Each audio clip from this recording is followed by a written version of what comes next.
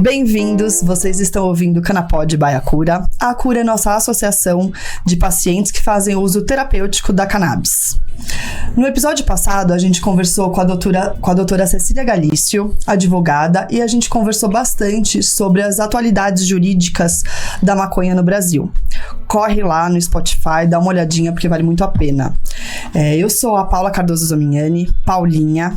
Hoje estou como presidente da Acura e eu sou responsável pelo acolhimento de pacientes e pela gestão da associação. Olá pessoal, tudo bem? Eu sou Ian Guedes, coordenador geral da associação e responsável pelo cultivo da Acura. Eu sou Felipe de Castro, eu trabalho com pesquisa e desenvolvimento e cuido dos processos de extração, que nada mais é do que a transformação da planta em remédio, da cannabis em óleo de cannabis. E tenho estado presente também nos movimentos de educação que a associação tem feito. Maravilha, pessoal, bem-vindos. Hoje a gente vai conversar com a Dai, nossa querida diva sativa. Dai, conta pra gente, quem é você na roda do Beck? Amiga, eu sou a que pede o Beck toda hora. Então, assim, ó, quando não sabe pra que lado que é, roda pro meu lado que vai estar pro lado correto. Assim. Meu nome é Diva, né? Como a Paulinha falou pra vocês. Eu sou da Marcha da Maconha aqui de São Paulo. E dentro da marcha eu acompanho tanto a Bloco Feminista quanto as marchas da maconha periféricas. Então a gente tá sempre nesse corre, assim, de disseminar o debate. E é um prazer estar aqui no Canapod hoje com vocês, tá bom? O episódio com a Cecília tava super da hora lá, você que perdeu. Vai atrás, como a Paulinha falou. E hoje a gente vai prosear muito, vai ser maravilhoso. Obrigada pelo convite. Valeu, que Dai. Legal. Dai, deixa eu fazer uma pergunta pra você. O tema da Marcha da Maconha desse ano foi bem interessante. Foi antiproibicionismo por uma questão de classe, raça, gênero, liberdade, enfim, reparação por necessidade. Por que você acha, por que todas essas questões estão envolvidas com a maconha no Brasil? Ô Felipe, a gente colocou esse tema, esse eixo, né, de discussão na Marcha da Maconha desse ano muito por uma construção, né, que a gente tem como coletivo de que em 2018, galera, a gente lançou uma hashtag, né? Não é só pra fumar que nós marchamos. Então, assim, a gente tem esse entendimento de que a proibição das drogas, ela não impede nem a gente de ser usuário, e ela também não resolve nenhum dos problemas que ela se propõe a resolver. Então, assim, o fato das drogas proibidas não deu acesso à saúde, não deu acesso à educação, nem mesmo fez com que as pessoas ficassem mais ligadas à religião. Então, a gente vai vendo que quando a gente fala assim, né, antiproibicionismo por essas questões que você colocou de classe, raça e gênero, é porque a gente viu como movimento e faz essa leitura de que a proibição das drogas é parte de um projeto de controle social que o Estado coloca sobre os nossos corpos, né? Então, se não é só pra fumar que a gente marcha, então a gente tá marchando por o quê? É por uma reparação, é para que as crianças desse Brasil tenham acesso às coisas, porque o que o governo dá pra gente como sociedade? Assassina nossas crianças. Teve uma chacina agora no Guarujá, que a galera que foi morta era jovens. Então teve mães chorando, sabe, por esse braço armado do Estado. Então a gente trouxe essa questão mais ampla de discutir o antiproibicionismo, não só para pensar essa questão da reparação também dessa violência que a gente sofreu, mas também foi muito importante colocar a palavra antiproibicionismo no eixo da marcha aqui de São Paulo, que é a maior marcha do Brasil, porque, de modo geral, a gente vê que a discussão acaba sendo um pouco segmentada. E aí, quando você fala de descriminalizar a maconha, de regularizar a maconha, você só tá vendo um pedaço da história, né? Então, assim, se as drogas foram usadas como desculpa pra nos prender, pra nos encarcerar, agora a gente quer políticas que nos englobem, né, como usuárias, né, como vítimas também dessa guerra, mas também uma regulação das drogas que vise também assim como a cura faz uma coisa de um cuidado integral, que o governo também venha a fazer um cuidado integral com a gente. Então, assim, do que adianta legalizar meu baseado e continuar com política de morte pra Cracolândia? É sobre isso que a gente veio falando esse ano. Que legal. E Diva, um ponto que eu acho que é muito interessante e que eu queria ouvir de você, na última marcha se falou bastante também que a gente marcha pelos traficantes, né? Você consegue desenvolver isso um pouco pra gente? Eu acho que, tipo, esse lance, Ian, é porque a gente fala assim, né, que todos somos traficantes. Né? Se você vai olhar lá até o termo da lei mesmo, os artigos das leis de drogas, uma amiga nossa, a Mariana Limeira, que ela é advogada, ela falou assim que acho que tem 28 verbos na lei de drogas, parça. 28 verbos que você não pode ter, né, como ação junto às drogas, você não pode portar. Você não pode, se a gente passar o baseado assim uma para outra, já é tráfico. Então, o que acontece? Quando a gente fala assim, todos somos traficantes, obviamente é por isso, porque a gente fuma em roda, então um tá passando baseado pro outro, né? Então, na definição da palavra, a gente já seria traficante, mas muito porque com a questão da guerra às drogas, eu acho que nos anos 70, anos 80, vai sendo criado, assim, no imaginário popular, essa figura do traficante. Então, se você vai pegar, por exemplo, no avião do ex-presidente do Brasil, presidente anterior, os caras pegou 39 quilos de cocaína dentro do avião.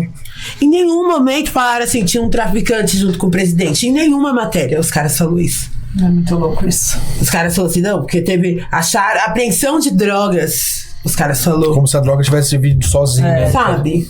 Então, esse lance, assim, Paulinha, do traficante é uma coisa criada, assim, no nosso imaginário, pra gente imaginar o traficante como um moleque do morro, entendeu? Um moleque de chinelo com um fuzilzinho, assim, uma bermuda, tactel, entendeu? Um moleque que, tipo assim, tá de Havaiana, ele tá lutando ali a cada dia pra levar o sustento pra casa dele, o fuzil que ele tá levando custa 20, 30 mil reais.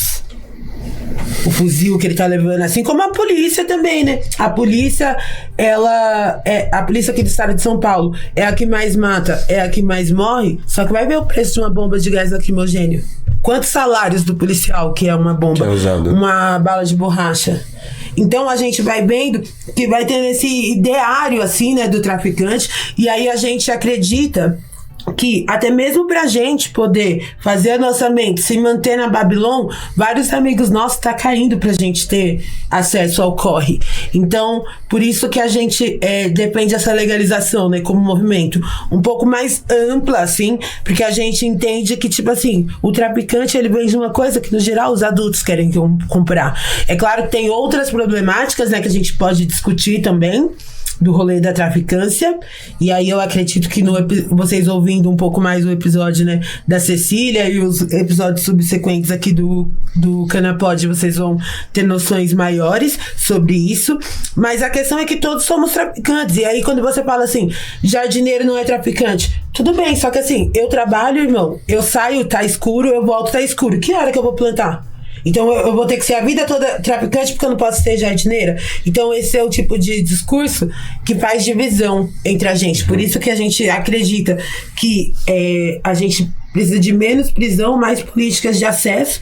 E assim, nem todos nós vamos poder ser jardineiros. Por isso que a gente diz que por enquanto somos todas traficantes. Mas hoje até o jardineiro também é considerado traficante, né? A gente tá numa situação, na verdade, que eu não sabia desses vários verbos aí que você falou, mas se a gente for a fundo em todos eles, realmente todo mundo é traficante. E é muito louco isso, né? Porque quem faz um alface é um agricultor, vende alface. Quem faz tomate é um agricultor, vende tomate. Quem faz maconha é traficante também, né? Então... não tem como escapar. Hoje em dia, a gente fala realmente sobre usuário traficante, mas não é o usuário que escolhe o seu comportamento como usuário. A pessoa pode simplesmente portar e ser enquadrado como traficante porque a lei é falha, né? A lei é interpretativa e a gente não tem parâmetros para julgar as pessoas, né? E mesmo assim, desculpa me estender, mas a gente precisa desse traficante.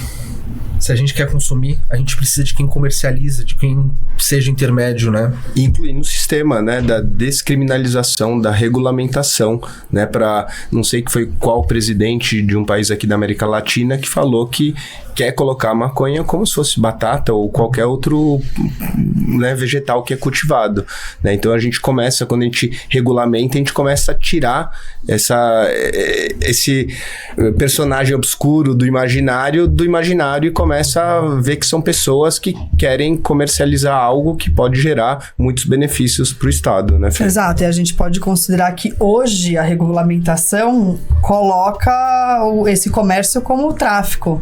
E a gente sabe que o que está acontecendo através da cannabis medicinal que está mudando isso. Então hoje está sendo vendido na farmácia, está sendo importado, as associações. Então a gente está num momento que está mudando tudo isso, está sendo criado um comércio, porém continua sendo considerado tráfico quem tá vendendo isso na favela, né?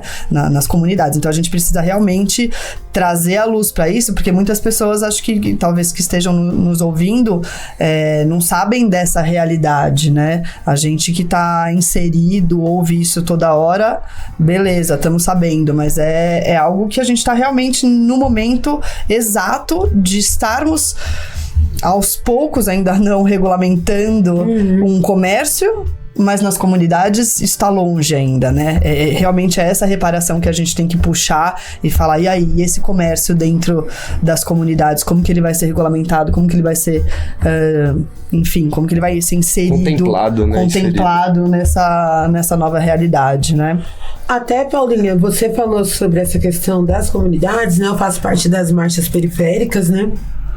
E fiquei pensando, enquanto você falava, na questão da medicalização que tá acontecendo nas periferias. Eu não sei em outros lugares do Brasil, né? Mas aqui em São Paulo, o que a gente vê é que, embora, por exemplo, a gente veja que tá tendo avanços, como você falou, de cannabis medicinal, só que isso não tá muitas vezes chegando na gente. E aí, junto com essa medicalização que tá acontecendo, então, tipo assim, muitas farmácias sendo abertas, muitos jovens, muitas pessoas muito novas indo pra UBS e saindo, tipo assim, dopadas, sabe?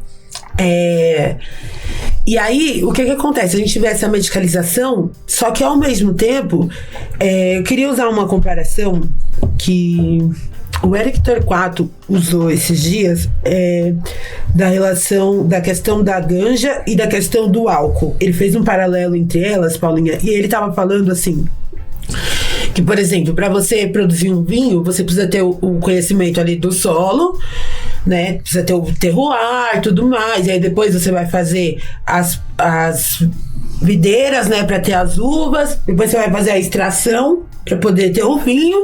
E aí você vai fazer aquela conservação para poder ter o produto. E aí, tipo assim, a gente tem vinhos desde o Cantinho do Vale até vinhos de 50 mil, de 60 mil reais a garrafa, ou até bem mais caro, né? E aí ele falou assim que conforme você ia desenvolvendo aquela tecnologia, vai se criando valor.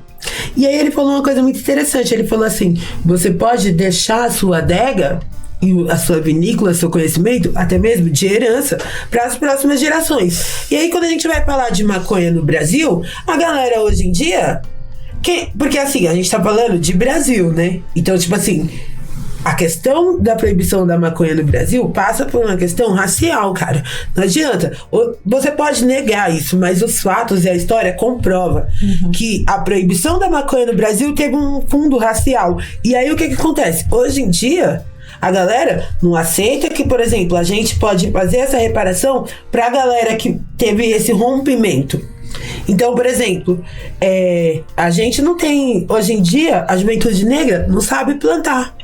Só que quem que plantava no Brasil no começo? Quem trouxe? Então, quem que roubou esse conhecimento? Porque com a descendência negra não está. Então, esse conhecimento foi usurpado em algum momento. Então, hoje em dia, não tem mais essa conexão. E aí, tipo assim, a galera chia muito, velho. Quando a gente fala que tem que colocar os neguinhos pra trabalhar, que tem que dar oportunidade de estudo, que tem que dar casa pras pessoas morarem, a galera chia por causa disso. Então, assim, eu vejo que no Brasil a gente precisa muito chavar, Paulinha. Você falou sobre a questão de que às vezes a gente tá ligado, né?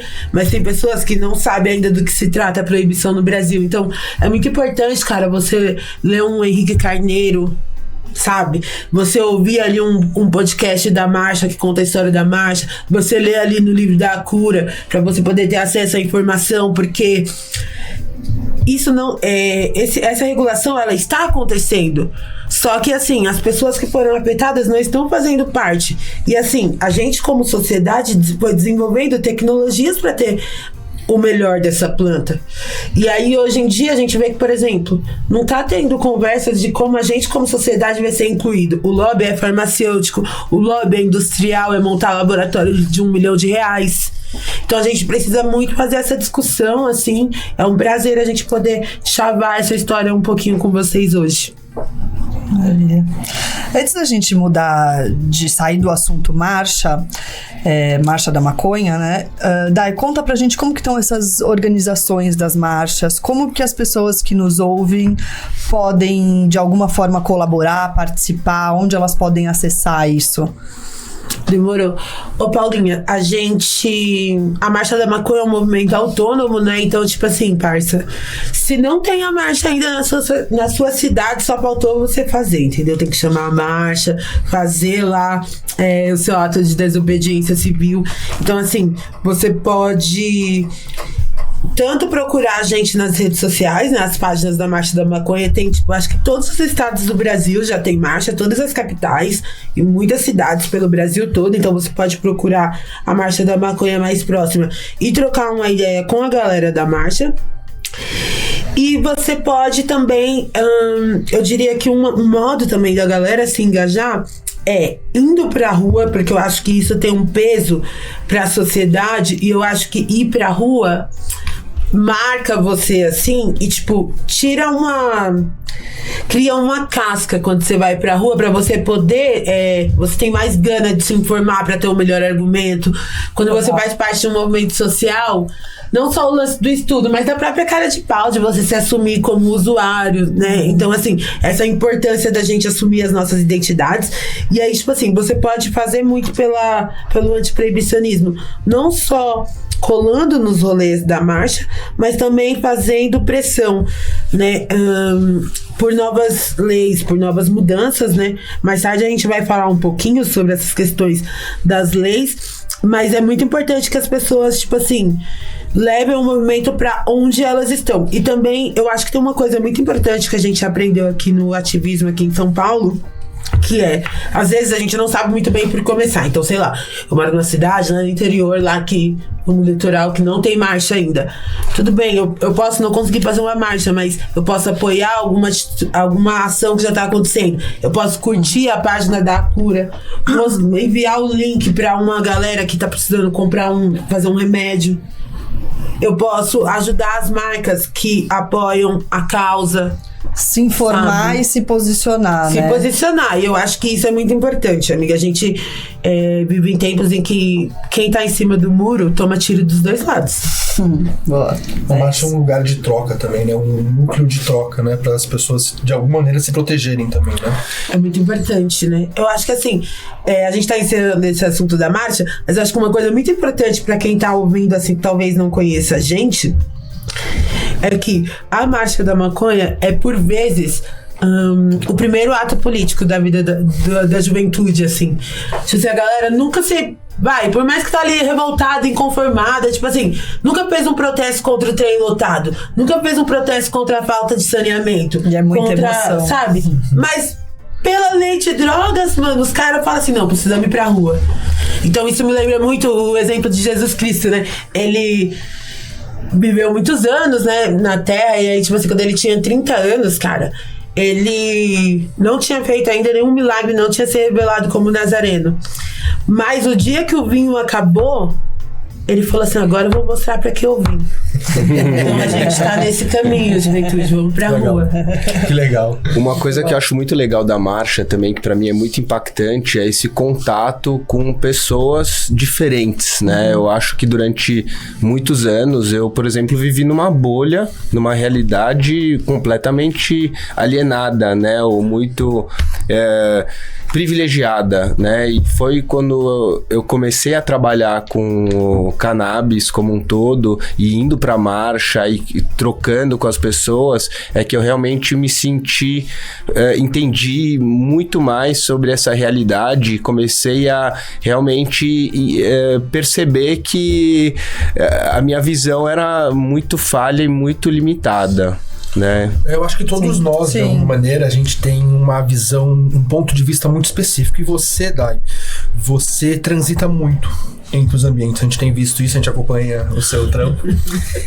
E acho que você transita entre esses ambientes. Eu queria saber de ti, como é percebido de forma diferente esse assunto da guerra às drogas na periferia, no centro, dentro ou fora da comunidade? Tá. Difícil, hein, Felipe? Difícil, né? Obrigada por essa pergunta maravilhosa, porque eu acho que me ajuda também a colocar em perspectiva a minha caminhada, assim, acho que isso é muito importante, né, pra gente se fortalecer também, analisar, né, a caminhada que a gente tá fazendo. Assim, Pê, eu até anotei aqui, cara, uma coisa que eu queria destacar, assim, que eu percebo que tem uma diferença, vamos dizer assim, entre a pista e a favela, que eu queria destacar duas coisas. A primeira é que há uma interferência que impede com que as pessoas vejam que elas também são vítimas da guerra às drogas. Então, uma coisa é você ir falar de legalização da maconha numa faculdade, sabe? Outra coisa é você ir falar de maconha pra sua mãe que pega o trem lotado o dia inteiro, entendeu? Então, que muitas vezes tem filhos com uso problemático, né? Pessoas que vê, tipo assim, pessoas mortas na frente de casa, que vê tráfico, tipo, que vê o movimento da loja em condições inadequadas na porta de casa. Então, é difícil. A guerra às drogas, ela criou uma história, vamos dizer assim, uma narrativa tão forte que as pessoas não percebem que elas também são vítimas. E aí, às vezes, eu acho que essa interferência pesa um pouco. E aí vai da nossa inteligência de buscar estratégia como ativistas para agir com paciência com essas pessoas, porque quando a gente tá... Por exemplo, quando eu fico sem fumar, eu fico, mano... Ai, velho, ninguém me aguenta, mano. Quando eu tô, sabe, mal, sem fumar, ou sem comer, ou sem dormir. Então, são pessoas que estão, de certa forma, adoecidas e feridas pelo capitalismo. Então, você também tem que ter essa paciência, esse jeito, né, de demonstrar a injustiça que a guerra às drogas promove. Então, e também mostrar a possibilidade do acesso, né? Lá na Marcha da Zona Norte, um amigo nosso, que inclusive apresentou a gente, o Sérgio, ele citou uma coisa muito importante. Ele falou assim, tá, do que adianta, por exemplo, você ter uma receita se o óleo é R$2.000 e o salário mínimo é 1.300? Do que adianta você ter a receita do óleo? Então, às vezes tem uns debates que parece que vai progredindo, só que a gente tá ficando com o quê? Como pessoas periféricas. Porque a gente já fica com a bala. Mais uma vez. Sabe, amiga? Tipo assim, matam nossas crianças, mano. Indo da escola, vindo da igreja, eles matam nossas crianças. E aí, tipo assim, a gente precisa falar sobre reparação, mas também dar esse acesso. Então a gente precisa. Eu acho que essa interferência ela vai ser corrigida conforme a gente ensinar a galera que a maconha é uma planta, conforme a gente ensinar a galera que o problema não é que a pessoa cheira, o problema é que assim, a polícia vai usar isso de desculpa pra dar tapa na cara, pra humilhar um trabalhador, um pai de família, um adulto, né, que tá querendo ali fazer algum uso. Que essa interferência que é criada, a gente tem como missão, como ativistas desse país, destruir essa interferência, né? A outra coisa que eu queria destacar é que, assim, eu acho que tem essa interferência que colabora muito para o discurso da guerra às drogas se perpetuar dentro da comunidade, mas tem também o modo como a desobediência civil é vista. Então, por exemplo, e aí dos dois lados, né? tanto às vezes a galera não quer, dentro dos seus territórios, a manifestação antiproibicionista e desobediente, porque entende que aquilo pode trazer mais prejuízos ainda do que já tem. Então, por exemplo, você vai fazer uma marcha aqui, mas aqui já tem tiroteio, aqui já tem corrupção. Então, como é que essa marcha vai trazer mais violência pra gente? Então, às vezes, a galera não aceita por isso. Enquanto que a gente vê que, por exemplo, mano, no centro de São Paulo, irmão, nem precisa ser marcha da maconha. Qualquer momento vai ter gente fumando. E isso é um ato de desobediência, de rebeldia, né? Mas dentro da favela é visto de outras formas. Então, a gente tá tentando dar resposta a essa proibição, tanto por meio da educação e do diálogo, né? Mas também tentando... Você falou, Fê, que me veio andando em bastante lugares, né? A gente também tenta levar a galera pra andar em bastantes lugares, né? Porque do mesmo jeito, vamos dizer, Ian, que você falou assim, que um dia a sua visão era mais limitada, mas a minha também é. Porque eu se eu olhar ali, ó, Canapod, talvez eu só vou ver um ponto de vista. Mas a nossa amiga ali, técnica de som, vai enxergar outra coisa. Entendeu? Então a gente tá nessa, mano, tentando juntar o máximo de visões pra gente ter um panorama mais amplo e mais condições de agir, assim. E ter também essa parte de empatia, né? Se colocar no lugar do outro e tentar entender realmente qual que é a realidade do outro, né? Precisamos. E Diva, falando um pouco sobre guerra às drogas ainda, né? E com as autoridades, governos, prefeituras, como que anda esse papo? Tem papo? Conta um pouquinho pra gente, ou são realidades, depende, né, de... É muita coisa. A gente tá falando entre a gente e lá, né? Como que tá esse bate-papo? É muita coisa, assim, acontecendo na esfera pública. Queria destacar, assim, eu vou começar então pelo judiciário e depois vou pelos governantes, pode ser? Passando assim, tipo, pensando em 3 poderes. Perfeito. Eu acho que assim, falando sobre o judiciário, cada vez mais fica clara, tipo assim, velho, que esses caras não vivem no mesmo planeta que a gente. Porque assim, afora os caras não usarem o mesmo sistema de transporte, o mesmo sistema de saúde, sabe? Ganhar, tipo assim, 30 salários mínimos no mês, 20 salários mínimos no mês. A própria roupa, a própria moradia. Não... Olha aí, ó. Auxílio tudo, os caras têm, né? E aí, a gente vê uma letargia no judiciário, assim. São pessoas que não vivem a nossa realidade e são pessoas que... O sistema judiciário no Brasil, ele promove a perpetuação da pobreza, do encarceramento e da violação da dignidade humana através da guerra às drogas, sabe? Então, por exemplo, a gente vê né? como uma desculpa pra poder humilhar a gente. Então, por exemplo, a gente é bastante parceiro da galera da Reforma. Uhum. Os advogados da Reforma falaram assim que pra entrar num presídio que tem um scanner pra eles passarem, irmão. Agora, essa é a mesma justiça que em 2023 ainda admite revista vexatória para as mulheres desse país que vão visitar seus presos. Agora, se tem um scanner pro advogado, por que a dona Maria não tem direito a um scanner, mano? E isso tudo é chancelado pelo judiciário, né? E aí, tipo assim, para além dessas violações de direito, os caras não estão nem aí, mano. Desde 2015, os caras estão julgando o recurso especial 635659, né? Que é esse julgamento que tá tendo agora no STF. Mano, 8 anos, irmão. Eu já tinha lido mano, tudo bem que os processos tem milhares de páginas, mas a gente já tinha lido esse processo, já tinha votado. 8 anos que os caras tá votando, a gente não sabe, né?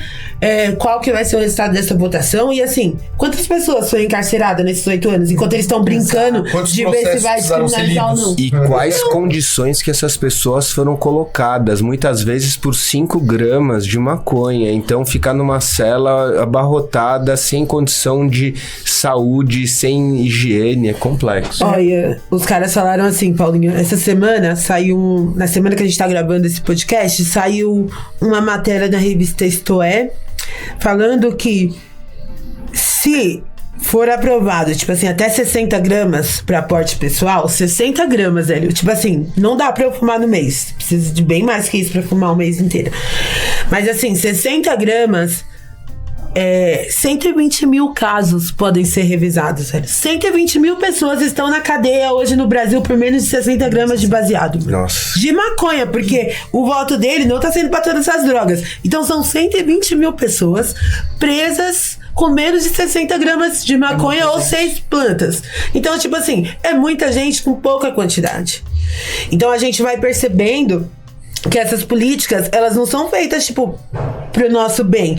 E aí, tipo, eu vejo que o judiciário, ele vai tendo essa lentidão, sabe? Então, por exemplo, o voto do ministro Alexandre, da hora, coerente, tudo bem? Mas há quantos anos os coletivos já falam que pra você ser branco, pra você ser traficante sendo branco, você precisa ter o dobro de droga? Todo mundo já falava isso, irmão.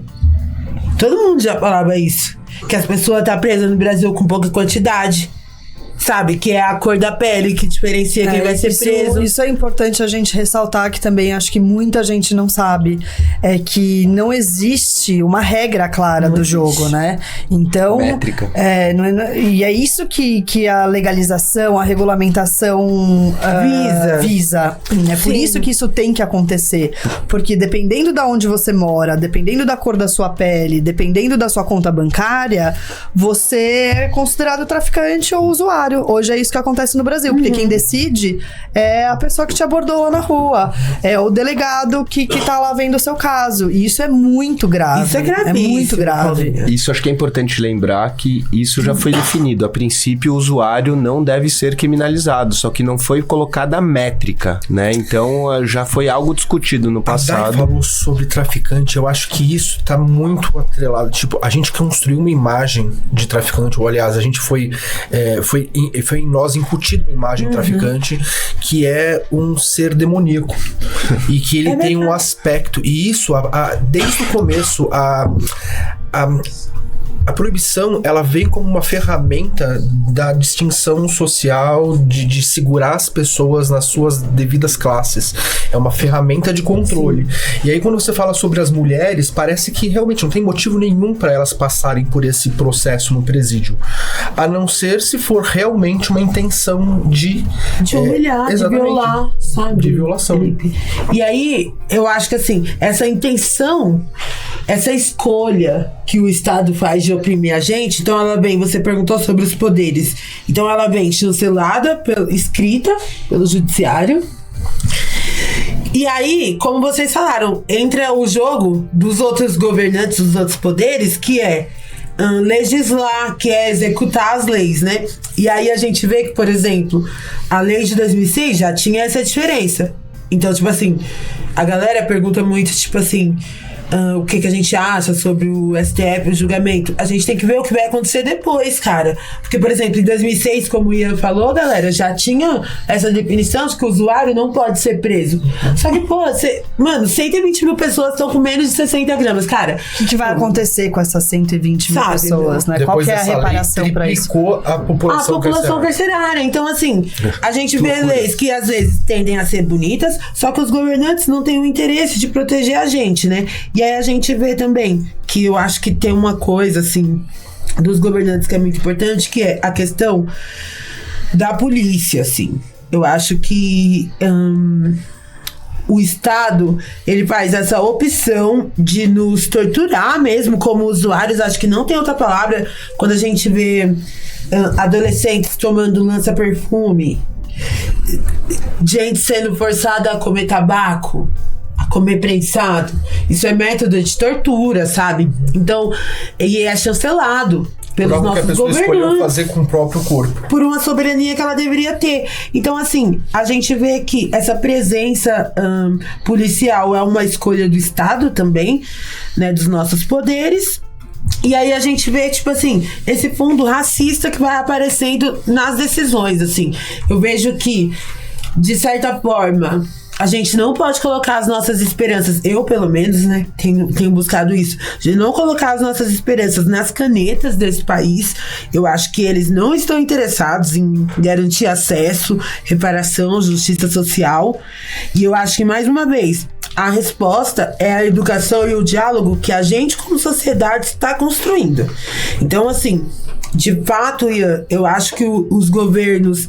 Entra governo, sai governo, eu acho que a tendência é cada vez mais piorar e ficar atrasado esse debate, sabe? Eu não vejo, tipo, como progressista esses votos que tá tendo agora no judiciário, não vejo assim, entendeu? Outras pessoas podem ter outras opiniões, mas eu acho, tipo assim, que a gente já deveria estar pensando lá na frente. E os caras não têm esse interesse. Agora, eu acho que tem uma coisa que é... O governo gosta bastante de capital, né? De dinheiro. Então, por mais que eles sejam retrógrados nesse sentido, eu acho que a gente, como sociedade, tem que ficar muito ligada nessas leis que estão tendo agora a níveis estaduais de cannabis no SUS. Como que vai ser feita essas compras? Pra onde é que vai ser destinado? Da onde vem? Quem tá por trás dessas... Esse recurso vai pra fora ou vai ser produzido aqui no Brasil pra distribuir Então, essa renda no Brasil? Pode ser mais uma ferramenta de desigualdade ainda, né? Eu acredito. Pode. Eu vejo a cannabis, que é maconha, também muito importante a gente ressaltar isso, como uma ferramenta, assim, eu acho que nós que vivemos uma realidade diferente, eu me apaixono cada vez mais pelo tema e pela planta, porque eu vejo ela como uma ferramenta real de união das falas, dos ativismos, de colocar todo mundo com uma bandeira de acabar com essa desigualdade que o Brasil perpetua desde que os portugueses chegaram aqui, né? Então, eu acho que muitas pessoas questionam, eu vejo, mas por que tanto assunto sobre a cannabis, a maconha, gente? Mas por que isso? Eu acho que é uma baita de uma ferramenta de união de várias vozes para realmente falar, não, gente, a nossa bandeira principal é acabar com essa desigualdade, com fazer essas separações, assim, são 500 anos e lá vai cacetada. Ela representa muita coisa, ela representa uma economia nova. Você vê que as pessoas estão tão preocupadas em prender jardineiro porque ele representa a capacidade do indivíduo fazer a própria autonomia. Exato, e isso é assustador para quem quer manter o status quo. E aí a gente passou por muitos assuntos interessantes. Você trouxe muito essa questão da polícia, do poder público, e eu queria ver, na sua opinião, tendo em vista todos esses interesses diversos, né, entre esses entes que deviam estar promovendo um consenso pra gente, você vê um possível fim dessa guerra entre o mercado ilegal e o poder público? Você vê o fim dentro do cenário que a gente está da guerra às drogas? Você vislumbra isso? Poxa, Fê. Mano, essa maconha que você fumou é boa, hein, parça? Você tá com umas perguntas filosóficas. A gente tenta priorizar, a gente prioriza a qualidade. Prioriza a maconha boa, né? Boa. Vou fazer isso, vou aprender com você, vou dar mais com você. Só tenho que aprender com você. Meu, eu acho assim, que eu até vejo, tipo, vamos dizer assim, alternativas, mas antes, acho que, tipo assim, linka, né, com a pergunta que estava anteriormente, de como os governantes, eles têm esse pensamento capitalista insuficiente. E aí, quando você fala de polícia, eu sempre me lembro de um livro que chama Camaradas Caretas, que fala sobre como a esquerda ignorou o debate de drogas, tipo, da época da ditadura pra cá. E aí, nesse livro, um historiador, o Júlio Dalmanto, ele tem uma frase que ele fala assim, que a corrupção, que a proibição anda de mãos dadas com a corrupção. Então eu acho assim, o primeiro debate que a gente deve fazer sobre a polícia hoje no Brasil é esse da corrupção, porque assim, cara, como é que os caras têm todo esse aparato e tipo assim, não para de chegar arma, não para de chegar droga nesse país? Porque assim, mano, se eu fosse a polícia, eu teria vergonha de falar que eu tô há 50 anos tentando acabar com o tráfico e o tráfico não acabou. Eu gostei muito da comparação que você fez entre o valor da arma que o traficante e o policial carregam e a remuneração que ele tem. Isso é muito doido. Isso é muito doido. E agora que eu vou alugar um triplex na sua mente. Olha só. A gente tava... eu sou parceira da Camar, né? E a gente tava num evento em Minas Gerais. E aí a dona Tereza, que é da luta abolicionista lá em Minas Gerais, ela tava falando, Fê, que, por exemplo, no governo, lá no estado de Minas Gerais, os caras gastam, tipo assim, por criança, por pessoa que tá no presídio, os caras gastam, tipo, 2 salários mínimos por mês, com pessoa que tá presa em Minas Gerais. Uma criança na escola, os caras gastam 1 salário por ano. É uma indústria. É uma indústria. É uma indústria. Então, Dinheiro tipo assim, circulando. você vê que não é políticas feitas... Porque assim, se você não investe na escola e você investe na cadeia, os moleque... Sabe, mano, vai crescer como? E só um adendo, se a gente pensar, são 120 mil pessoas que sairiam, né, com essa 60 gramas. Isso, pelos meus cálculos aqui, é mais ou menos 1% da população do Brasil, quase, 5%. Não, é 0,5%? 0,5%, né? A gente tá com 200 milhões. É muita gente encarcerada que pode sair. É muito dinheiro que tá sendo jogado pelo ralo. Não pelo ralo, tá indo pro bolso de alguém que tá num negócio de cadeia. Não tá circulando pra comunidade. Não tá indo pra educação. Mas aí é que tal? Eu falei sobre a gente tá falando sobre a polícia. Aí o que acontece? Tem essa diferença de orçamentos, vamos dizer assim. Então os caras gastam tipo R$1.000 por criança por ano na escola e gastam R$2.000 com preso num mês. Só que assim, se as meninas não levar o sabonete, não se humilhar lá na visita, os caras não tem o que comer, irmão. É 10 negros pra 3 vagas. A dona Tereza falou que visitou um presídio em Minas Gerais que os presos têm 10 minutos de água por dia. E a cadeia tá super lotada. Então, eu acho que assim, essa corrupção que vai tendo na cadeia, assim, dos políticos, então, tipo assim, desde do poder executivo até o braço que tá na rua vai tendo corrupção, né? Então, eu acho que a primeira coisa que a gente deveria pensar é isso, tipo assim, o sistema que tá dado. Então, se o sistema se a gente quer ter um sistema de punição, então o nosso sistema tá sendo efetivo? Porque me parece que não. E a questão da polícia é essa questão da corrupção que os caras têm, que, mano, me deixa de cara, velho. Como que os caras não conseguem, tipo assim, nem disfarçar, tá ligado? Essa corrupção que tá tendo. E aí você perguntou sobre a questão se a gente consegue ver o fim, né, da guerra às drogas. O que eu acho é assim, que a gente vê que uma possível legalização da maconha poderia tirar do crime organizado uma boa fonte de renda, e eu acho que tiraria também da parte corrupta, que é grande parte da polícia, assim, poder também, porque quando a gente tá falando de dinheiro, a gente tá falando de poder para comprar arma, para comprar influência. Então, acho que isso poderia ser redirecionado, esse dinheiro, para coisas mais importantes, mais legais do nosso país. Agora, eu acredito também que o crime organizado, como a gente vê ele hoje assim, é uma resposta também que surge, né, num vácuo do Estado. Então, assim como o Estado nos criou como vítimas, o Estado também criou o crime organizado. A proibição também criou o crack. Então, já que a proibição fez essas coisas, então tomara que a gente possa lidar de melhor forma, né? Então, assim, o crime organizado, ele é essa resposta que os caras deu, porque assim, o crime organizado não surgiu porque os caras queriam dinheiro. O crime organizado não surgiu porque os caras queriam droga boa. O crime organizado surgiu por paz, justiça e liberdade, por cadeias menos lotadas, por justiça na punição, pelo certo, né? E a gente, como pessoas que andam nas quebradas, a gente tá ligado, parça, qual que é a lei da favela. E é essa lei que tá sendo aplicada lá, porque a gente tá ligado que, tipo assim, o Estado fez essa escolha, então, né, de colocar aqueles caras ali no espaço e transformar eles em bicho. Foi isso que o Estado fez. E os caras, pra não perder essa humanidade deles, cara, os caras se organizou pra lutar. Então, assim, a gente vê que eu acho que tem essa questão de que o mercado ilegal, ele é grande parte, acho que ele é muito importante pra gente, assim, como usuários, poder resistir, assim, na Babilônia, porque, mano, eu juro, mano, se não tivesse a galera que faz chegar o prensado em mim, eu não sei o que eu faria, porque, assim, as flores mesmo, é difícil ter acesso.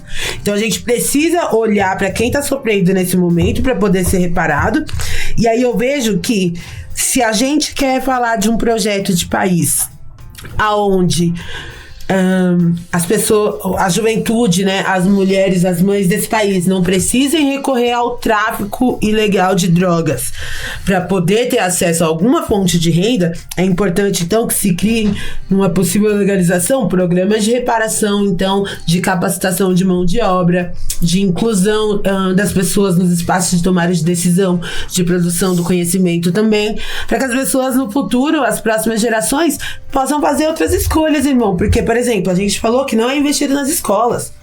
Então, tipo assim, a gente não tá tendo escola, não tá tendo esgoto, não tem casa, entendeu? Tipo assim, mano, milhões de pessoas no Brasil hoje vão dormir sem ter o que comer, cara. Então, tipo assim, você... Aí fica assim, além do governo não dar a oportunidade da gente trabalhar, e aí a gente é empurrado pra ser mula. Ainda quando a gente usa uma droga porque tá revoltado e não quer se perder, quer se manter ali fumo baseado, a gente é criticado também. Então, assim, se você não quer que a gente use a droga, e se você não quer que a gente vai traficar, então dá uma outra oportunidade de a gente fazer outras coisas. Porque a gente já está vivo. Então a gente vai continuar existindo, cara. Eu queria lembrar que toda essa história não é recente, né? Isso vem com a nossa colônia, né?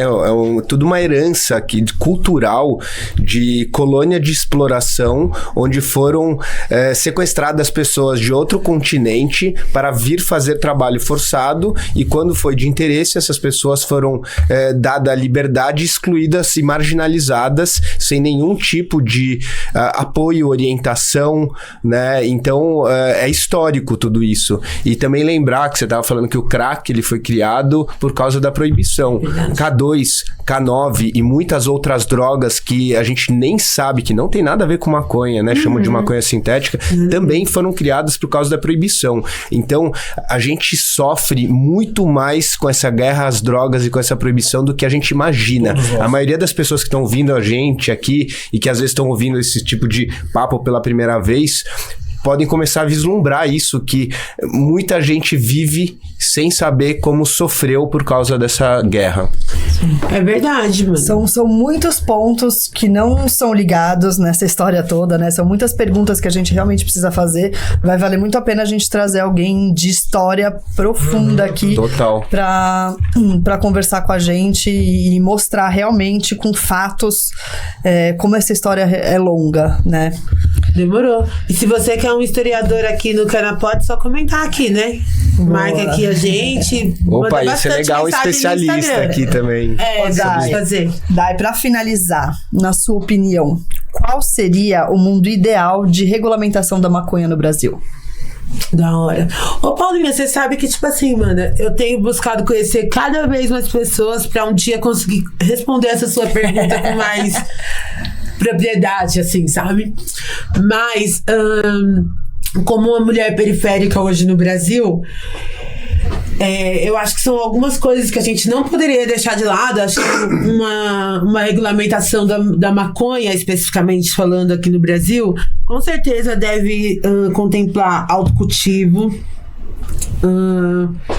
uma anistia, né, pra galera que tá presa por questões de maconha, então pra essas 120 mil pessoas ou pra muitas outras, tipo assim, como o Emílio Figueiredo falou numa entrevista esses dias, mano, você não pode estar falando de abrir uma empresa de maconha no Brasil enquanto esse moleque tá sendo preso por causa de maconha no Brasil, irmão.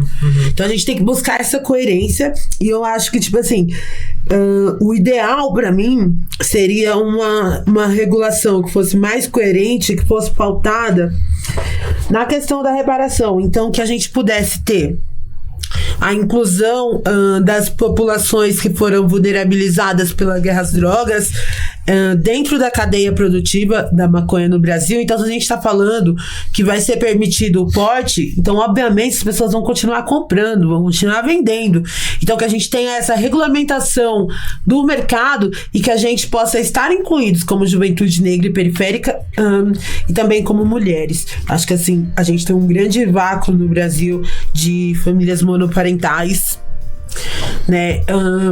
Eu acho que a violência da época da escravidão reverbera ainda hoje na vida das pessoas negras e das mulheres de muitas formas. Então eu acredito que esse dinheiro e essa cadeia de comércio pode ser ocupada e deve ser ocupada pelas mulheres, pela juventude negra desse país. E que esse dinheiro seja usado em reparação. Então, assim, como que a gente vai ter uma nação de primeiro mundo algum dia, uma nação da hora, cara, se a gente não tiver reforma agrária nesse país, se a gente não tiver acesso à terra, se a gente não tiver acesso de todas as crianças à escola? E a maconha pode ser esse start, sabe? Pra gente poder, assim como a gente foi os primeiros na proibição, que a gente possa ter uma vanguarda de pesquisa, de possibilidade de geração de emprego e renda que esse país precisa, e também algo de uma identidade de soberania nacional que a gente pode alcançar, assim, né? O Brasil, ele tem um poder agrícola muito grande e a gente tem que tomar cuidado em como a maconha vai ser implementada aqui. Então, um futuro da maconha pautado em reparação, associativismo e inclusão da juventude negra e das mulheres no Brasil, acho que pode ser algo que me contemple bastante. Assina embaixo. Eu também. E Diva, você me falou algumas coisas aí que me tocam muito, né, quando fala em agricultura.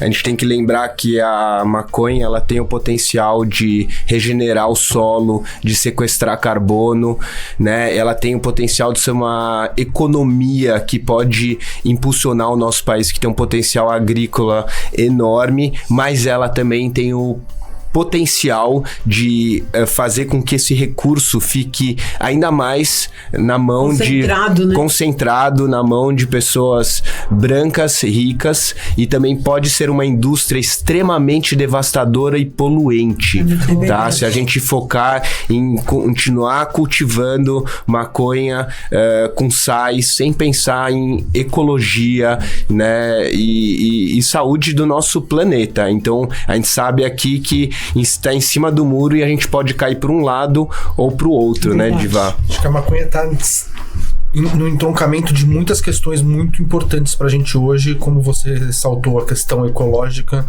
a questão social, a questão... E quando a gente fala sobre a questão econômica, que acho que tem um impacto muito grande social, a cannabis ela vai precisar de alguma maneira essa economia vai precisar integrar as pessoas que foram mais vulnerabilizadas, só que no fim essas pessoas elas já estão mantendo essa economia. A cannabis já está na comunidade. A pergunta é se ela vai sair de lá e toda essa economia que hoje ela gera, e vai ela simplesmente ser subtraída dessas comunidades que mais foram... Ótimo ponto. Porque ela já existe lá. Provavelmente essa economia da cannabis, ela sustenta outros serviços dessa comunidade que o Estado não promove. A segurança, que é feita por conta da sombra do Estado, a água, o gatonete, o gás, toda essa... Então, assim, realmente, como o Ia falou, a gente tem uma oportunidade de usar a cannabis pro bem ou pro mal daqui pra frente. Pra cobrir esse vácuo. Acho que a gente, como ativista, a gente tá sempre tentando cobrir um vácuo do Estado, assim. E eu acho que é isso, mano. Acho que a questão, como você falou, Felipe, o dinheiro do tráfico já está ali, já é fonte de renda, já é fonte de várias coisas, mano. Os meninos são... O que identifica eles, parça, é o tráfico, entendeu? Então, assim, a gente tem que transformar isso em coisas boas e, como você falou, não tirar, não usurpar mais uma vez, né? Porque essas tecnologias já foram sequestradas antes, né? Então, a gente não pode permitir vai que ter isso trabalho aconteça. pela frente. Gostei disso que você falou, identificação, porque o crime identifica as pessoas também. É uma questão cultural, é uma questão de luta pro poder de uma pessoa que foi totalmente dizimada em relação ao seu poder de indivíduo, né? Então, a gente precisa de alguma maneira trazer essa pessoa para outras formas de participação, porque hoje em dia ela se identifica com crime. Precisamos. Então acho que a gente tem muito ainda para conversar e pensar, né, para ir transformando essa nossa realidade numa realidade um pouco mais colaborativa, né, onde a gente pense realmente na população e não em poucos. É verdade. Né, Diva? Então, Diva querida, assim, eu queria mais uma vez agradecer a sua presença, essa iluminação nessa mesa aqui, que é sempre um prazer estar com você. Horas e horas conversando contigo, muito né? Como bom, ficamos, E eu tenho certeza que essa roda vai conversar, vai continuar, né? Todos os encontros aí são muitos papos aí, e você sempre me faz cair muita ficha, me traz muita luz, viu, Diva? É nóis, mano. E daí eu queria saber se você queria deixar algum recado pra quem tá ouvindo a gente, né? E também queria que você falasse como as pessoas podem te encontrar pra trocar ideia, pra você ajudar a trazer um pouquinho de luz no caminho das pessoas. Demorou, mano. Ó, quem precisar de luz, meu isqueiro já tá pronto. Ô, galera, eu queria agradecer ao convite que eu recebi aqui do Canapod, convidar vocês para acompanhar essa temporada de episódios aqui do podcast Baiacura. É uma alegria muito grande poder trazer a palavra antiproibicionista, né? A gente trocar essa ideia, fazer essa sessão. Obrigada pra todo mundo que ouviu a gente, que possibilita a gente estar na luta. E aí, se você quiser saber mais, eu queria indicar o livro do professor Henrique Carneiro, A História do Proibicionismo. É muito importante a gente saber, tipo, como as coisas aconteceram pra gente chegar até aqui, pra gente poder buscar caminhos que levem a resultados diferentes.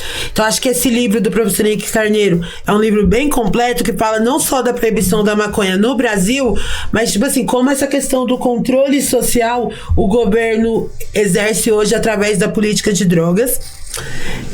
E eu acho que esse livro também deixava um pouco da relação da humanidade com as drogas. Então acho que isso também pode tirar algumas coisas da nossa cabeça, colocar outros pensamentos, né? Da gente ver as drogas como companheira da humanidade, né? Então, às vezes você treta com a sua amiga, às vezes você tá bem. Então acho que as drogas são assim também na nossa vida. E dizer pra galera, além de deixar essa indicação, dizer pra galera que me parece, Ian, Paulinha e Felipe, que se a gente não contar as nossas histórias, as nossas visões antiproibicionistas, essas histórias não vão ser contadas. Então o convite que eu deixo pra você que ouviu esse podcast até agora é que você saia do armário usuário, que você se expresse, que você acompanhe as coisas que estão acontecendo, tanto na esfera pública quanto na esfera dos movimentos sociais. Acompanhe a Marcha da Maconha. E se você quiser me convidar pra fumar minha página no Instagram é @divasativa420. Procura a gente lá, Marcha da Maconha São Paulo. A gente tem um projeto de educação também, então acompanha a gente, mano. Que a gente vai fazer várias sessões. Eu tô aqui em São Paulo, mas se você me chamar pra ir pra uma praia, outro lugar do Brasil, quem sabe se a gente não desenrola. Maravilhosa, obrigada, Diva, obrigadíssimo. Muito bom. A gente agradece. E você? Quem é você na roda do Beck? Conta pra gente, passa essa bola, curte, comente, compartilhe nas redes esse podcast e tamo junto. E se você quiser se aprofundar mais no assunto, a Cura acabou de lançar o livro Método A Cura de Extração de Cannabis Medicinal. Nele a gente conta tintim por tintim de como a gente faz na associação para transformar essa planta cannabis em remédio, em óleo de cannabis. Então você pode saber disso também. O link tá na descrição. E além disso também, o livro, ele conta um pouco sobre a história, né? De como essa planta é tão especial pra gente, como ela caminha com a humanidade, como o ser humano foi transportando ela consigo pelo mundo inteiro, né? Por algumas razões. Né? Então, queria agradecer todo mundo que está ouvindo aqui, que esse podcast tenha trazido um pouquinho de luz, né? E uma visão aí que te inspire a ser participativo, que a gente sabe que só sendo ativo e participativo nessa sociedade, né? Ocupando os espaços, como a doutora Cecília fala, é que a gente vai transformar a realidade. Então, obrigado, viu? A história tá acontecendo agora. Demorou. Valeu. Valeu, gente.